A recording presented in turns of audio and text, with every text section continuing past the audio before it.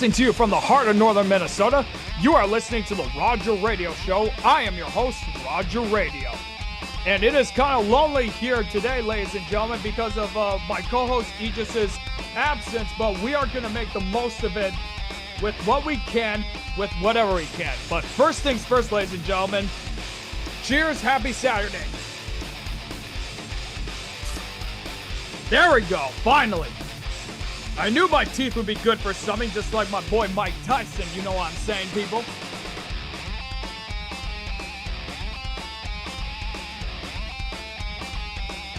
Oh, that's not good. It's all foam, so I really can't do anything right now. But, you know what? While that's simmering down, ladies and gentlemen, we're just gonna get ahead into this. It's an exciting time, ladies and gentlemen. Very exciting time for all of us here in Grand Rapids, Minnesota, because the radio station that I've been volunteering at, that I'm currently on sabbatical from because of personal issues, we have just announced our headliners for our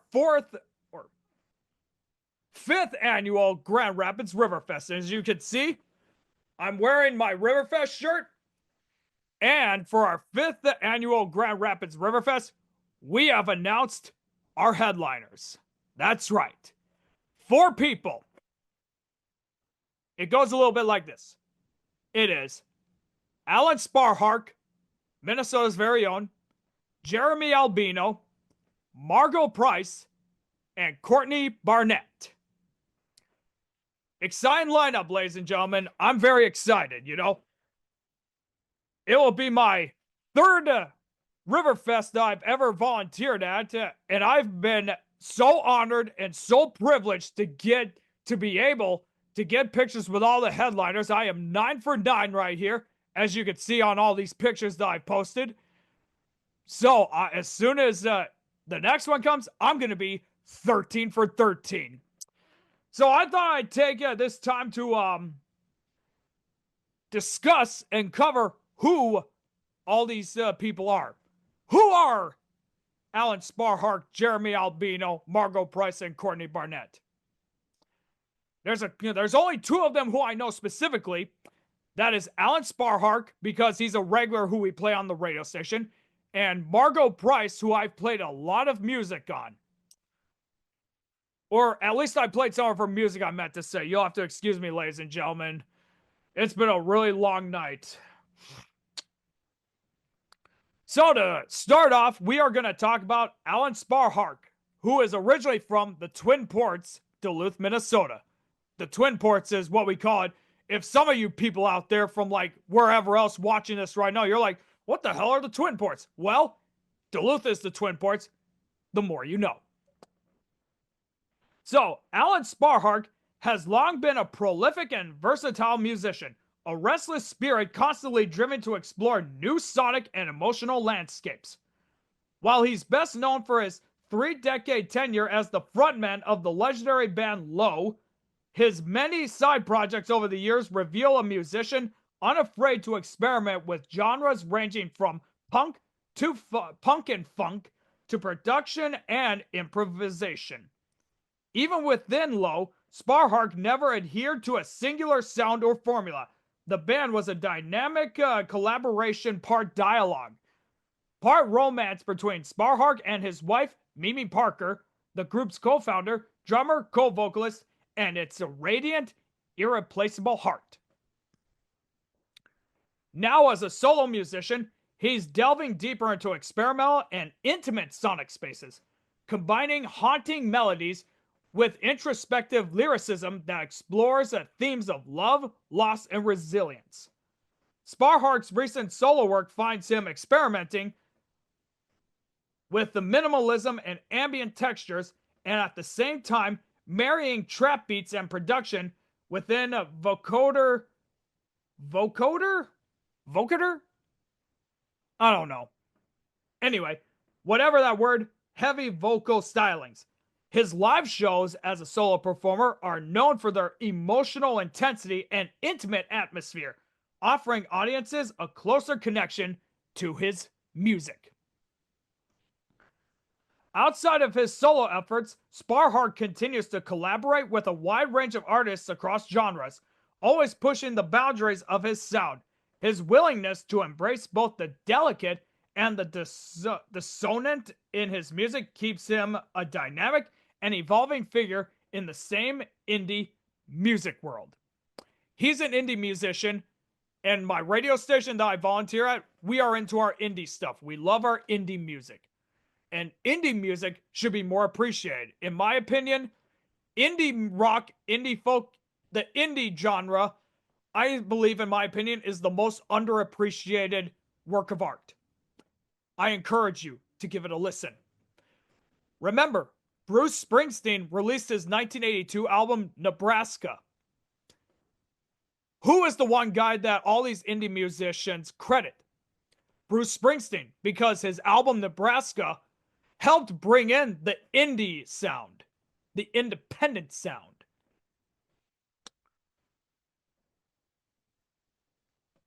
Oh, yeah. Now we are cooking, folks. Finally got this here, so cheers, everybody.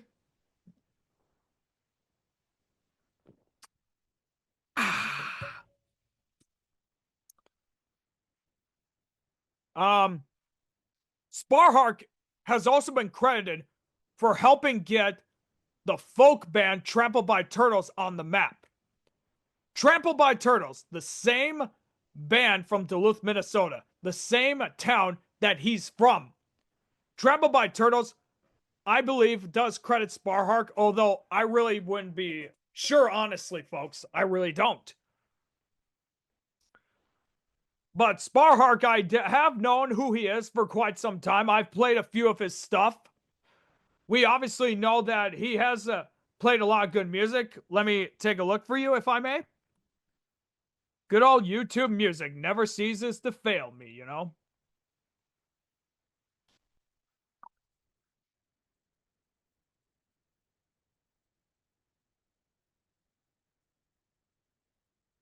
All right. I'm obviously going to try to avoid playing these songs because of copyright. Yes. Sparhawk, he has released two solo albums so far. White Roses, My God, in 2024, and the 2025 album, Sparhawk with Trampled by Turtles. Now,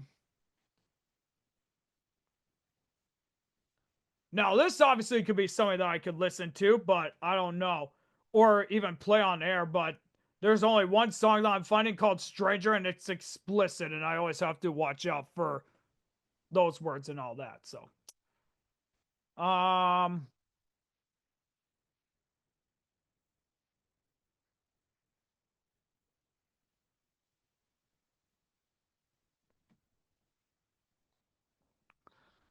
right, so continuing on, the next lineup that we have is Jeremie Albino. He is a brand new musician based in north of the boundary in Toronto, Canada. He released an album called Our Time in the Sun, which was one of our albums of the week that we do.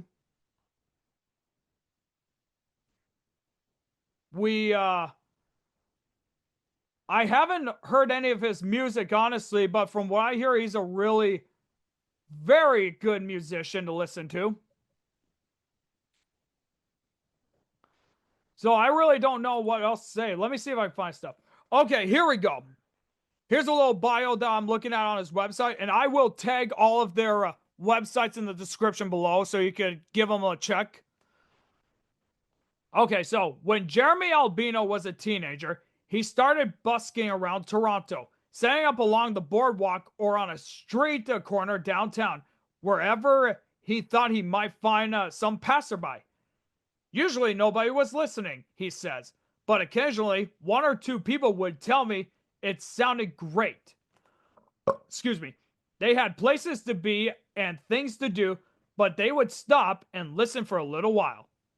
That kind of interaction felt very special to me. And that's when I realized I really do love performing. That's when I realized I could hold a listener's interest and give something back to them. No words truer. No words truer than that, ladies and gentlemen. That experience set Albino on his path, and it showed him how much joy can be found in the simple act of connecting with a listener, whether it's an entire crowd or just the one person in that crowd. Since then, he has refined a vital and idiosyncratic mix of styles and sounds that are rooted in tradition but grasping toward the future. His songs are grounded in the gritty storytelling of classic country music, propelled by the rhythms of old school R&B, or rhythm and blues for those of you who are wondering, played with the wild abandon of early rock and roll and sung with the deep feeling of Southern soul. Thanks to his sweaty live wire concerts, he has been steadily growing his audience, from a few passerby to packed houses around Canada and the US. Our Time in the Sun, his soulful fourth solo album, sounds like the culmination of what he started out on the street corners of Toronto. The title track showcases his remarkable range emotionally, vocally, and stylistically, anchored in a Stax rhythm section and punctured with dramatic horns, Sorry, folks. It's a dusty country soul number about good love curdling into bad. But there's none of the romantic recrimination that infects so many backup songs.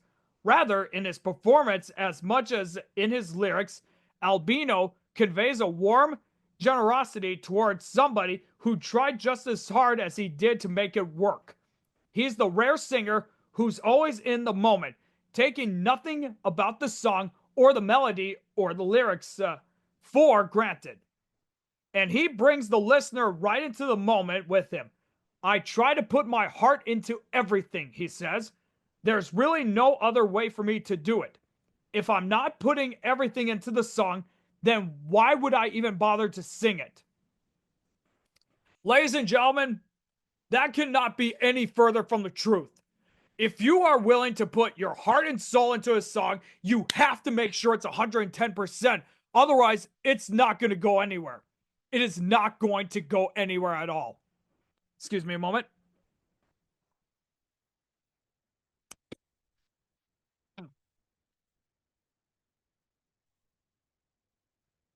To continue on, as much as he loves performing and winning over listeners, Albino, by his own admission, has never felt that same connection to songwriting, but he made a breakthrough on Our Time in the Sun, working with producer Dan Auerbach. I've heard of him. He's a pretty good producer. He emerges as a sharp, observant songwriter who is quick with a clever turn of phrase and open to the emotional nuance of the stories he's telling on I Don't Mind Waiting and the raw struggling with the bottle. I used to struggle with writing. Okay, I used to hate it. Whenever I needed to write new songs, I would just sit there for months, toiling away. When he signed with Auerbach's Easy Eye sound label, however, they spent hours and hours bouncing ideas off one another, their sessions becoming a masterclass on how to write a good, solid song. Something clicked right away, says Albino, and we ended up writing 4 or 5 songs a day. Before that, it would take me half a year to write 4 or 5 songs. Auerbach brought in some of Nashville's finest songwriters to share their wisdom, including Pat McLaughlin, Joe Allen, and Bobby Wood. He told me, if you're going to build a house, you need to call some carpenters. You need to bring in the experts who do it every day for a living. It's the same way with songs. Some of those guys have been doing this since before I was born. Perhaps the most important lesson, he says, was to let the song come naturally rather than try to force it. It knows what it needs and will carry you in the right direction. Rolling Down the 405 came to life during a break when Albino and McLaughlin were messing around while Auerbach took a phone call. The song came together so fast, I just started chugging on the guitar and singing lyrics off the top of my head. Jimmy left me high and dry, rolling down the 401. It was originally the 401 because that's one of the main highways around here, but 405 just sounded better. Even Albino isn't exactly sure, but he's content to let them be whatever the listener needs them to be. He has a keen understanding of how to position a song between the specific and the universal so that it will mean something slightly different to everybody who hears it. The song grows from what you put into it. When they finally scheduled recording sessions for Our Time in the Sun, Rolling Down the 405 was the first song they tracked with a band that included some of Nashville's finest session players. We played the demo for the guys in the room, and everybody just understood what it needed to be. Together, they all crafted a breezy road song with the momentum of a classic rock song and the emotional renaissance of classic soul like a J.J. Cale recording. That was the most fun I've had making a record, and it set the tone for the rest of the sessions. They were often surprised by the directions these new songs would take. Dinner Bell opens with a swampy, funky breakdown like Tony Joe White, with Albino grunting and barking along to the rhythm track, then shifts into a kind of bayou psychedelia, punctured by Auerbach's anarchic guitar work. I don't even know anymore, folks. I don't. The song contains one of his wildest solos committed to tape. Dan was a great record collection, or has a great record collection, I am sorry. And when we were working, he would pull out stuff for inspiration. He pulls out this old gospel funk record, and the rhythm of it was so infectious. We started writing this tune about working like a dog your whole life, and feeling ground down and wondering what life is all about. It's me telling a story, but it's also me telling my story in the music I've grown up listening to and the music I'm just now discovering.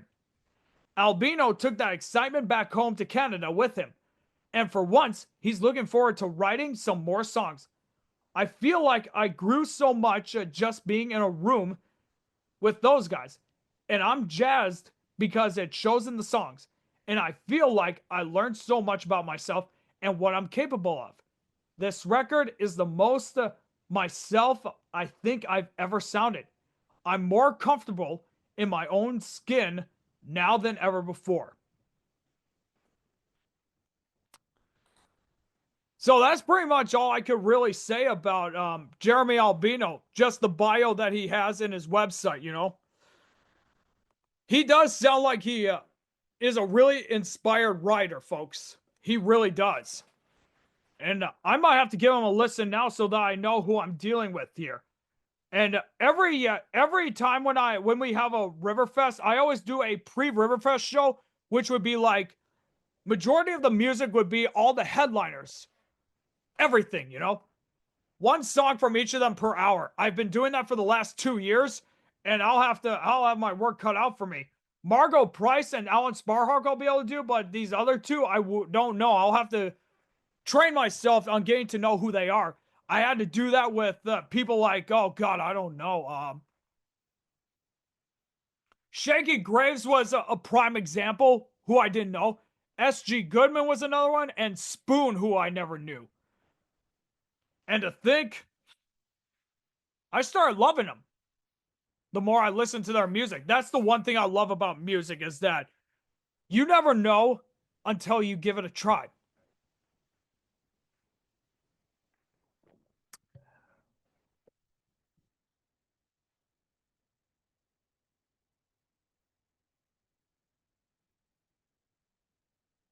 So we are at the halfway point now. Now we got the next two coming up. We got Margo Price, who, as I understand, was she's part of the board of directors or whatever for Farm Aid, along with the likes of Willie Nelson and Dave Matthews, two musicians who I know famously. I've played Margo Price a few times. She has a few solo albums. 2016's Midwest Farmer's Daughter, 2017's All American Made, 2020's That's How Rumors Get Started, 2023 Strays, and 2023 Strays 2. Excuse me. But she obviously has been around for many, many years. Let me just see if I can get her stuff here quick. All right, here we go.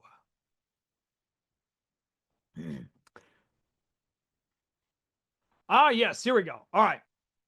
Margo Price has something to say, but nothing to prove. In just 3 remarkable solo albums, or the amount that she's at today, she, the singer and songwriter, has cemented herself as a force in the American music and a generational talent. A deserving critical darling, she has never shied away from the sounds that move her, the pain that shaped her, or the topics that tick her off, like music industry double standards, which was how a lot of these musicians had to deal with before the 70s or 80s, so to speak. The gender wage gap, or the plight of the American farmer. In 2021, she even joined the board of Farm Aid, the board of directors, or you know how it is. And Farm Aid is like a annual music concert that country musicians do every year. The legendary Willie Nelson is obviously on that board as well. Shout out to Willie Nelson, by the way, the original outlaw himself. Love you, man. You're awesome. So to continue on, now on her 4th length album, Strays, or Strays 2, both of them because she had 2 of them released in 2023 or 4. I think it's 2023 I meant. And I just lost my train of thought, folks. A clear-eyed mission statement delivered in blistering rock and roll. She's taken on substance abuse, self-image, abortion rights, and orgasms.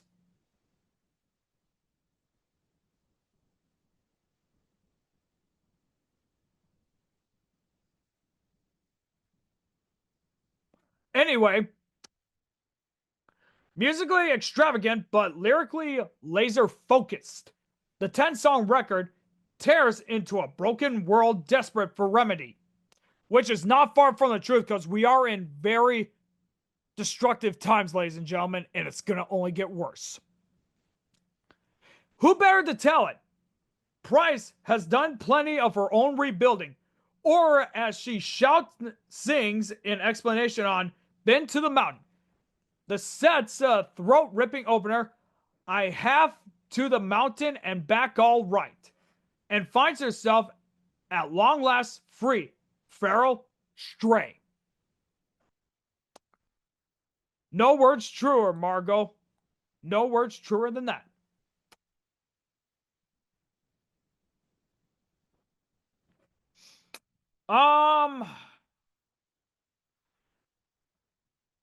So we are up to Courtney Barnett, who is going to be the main headliner. She'll be the one who will be main eventing Grand Rapids Riverfest. She will be like the first female musician or like female band or whatever who will actually main event Riverfest. Yes, and it'll be such an honor. If you ask me, that is an honor and a privilege right there. I haven't heard any of her music. I don't even know who she is, honestly, folks. So you'll have to excuse me on that. But it seems like, from what I'm looking at, she has been around for a very long time. She has 4 albums that she has released. 2015's Sometimes I Sit and Think, and Sometimes I Just Sit. 2017's Lot of Sea Lice that she did with a musician named Kurt Vile.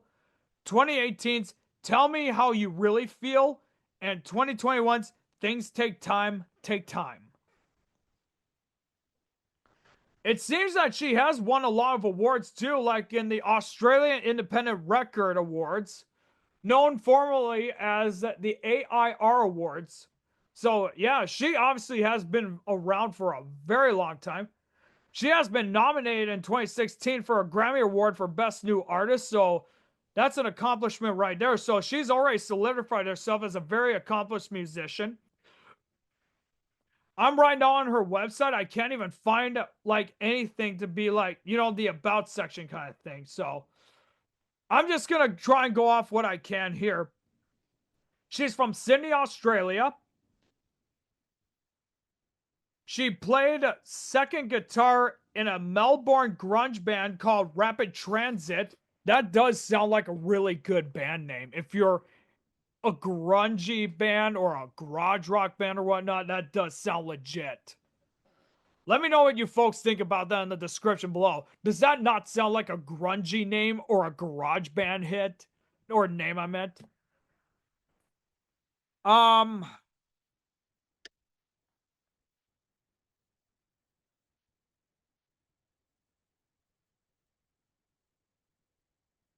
it says that, yep. And then right after that, she was a member of an Australian psychedelic country band called Immigrant Union. So imagine if they actually had something like that for, like immigrants who live in America. Imagine if they had like an organization that's called that, the Immigrant Union. It would be dedicated to like helping immigrants keep their green cards, or you know what I mean, folks. You know what I mean.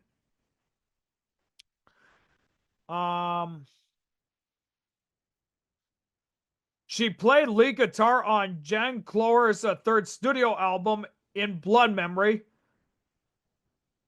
Another fellow musician who I would recommend everyone checks out. I've never heard of her, but I might have to now. And then right afterwards, she broke off to become a solo musician and released a couple EPs. And then she ended up getting her contract, record contract or whatever, and then started doing all of her solo stuff. So looks like she has had quite a journey from what I'm seeing here. If you ask me, she does have a very beautiful face, man. She does look beautiful. And not to mention that she's Australian too, I can't wait. I can't imagine how she would sound, honestly, like I always loved the women that are from other countries. I love their accents. I don't know why, honestly.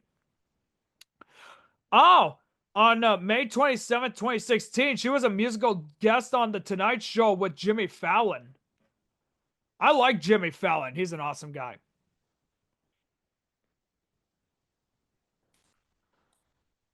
Um,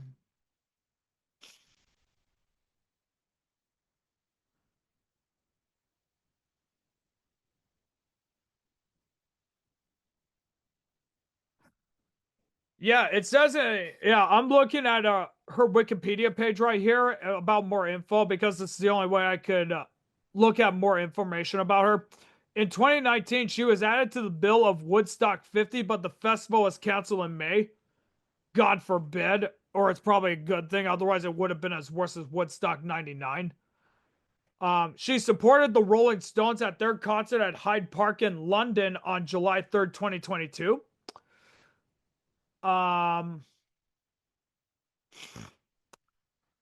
That's all I could say.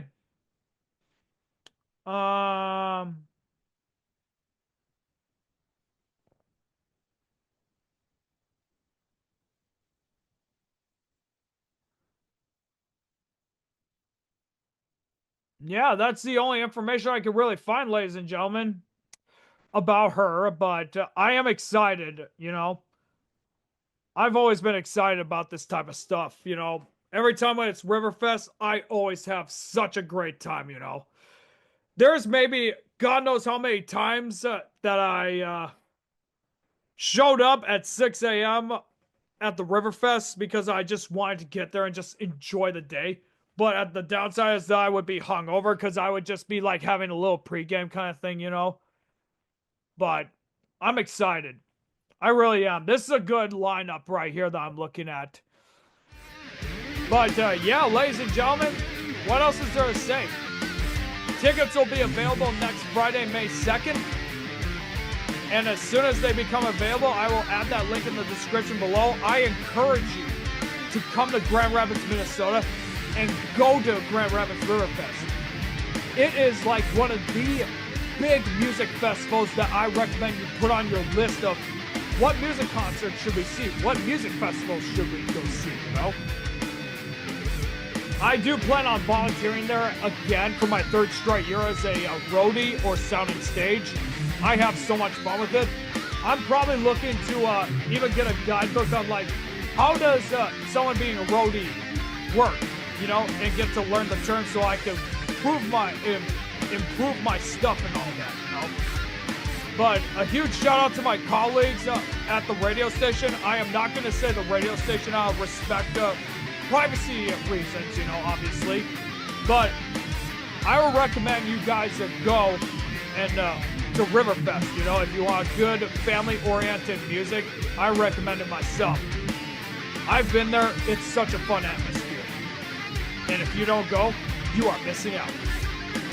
Ladies and gentlemen, thank you all so much for watching this. I know this was kind of a short one today, but you know, I just wanted to do something to kill time and all that. And if you want to see more content from this channel, subscribe to the Roger Radio Show today.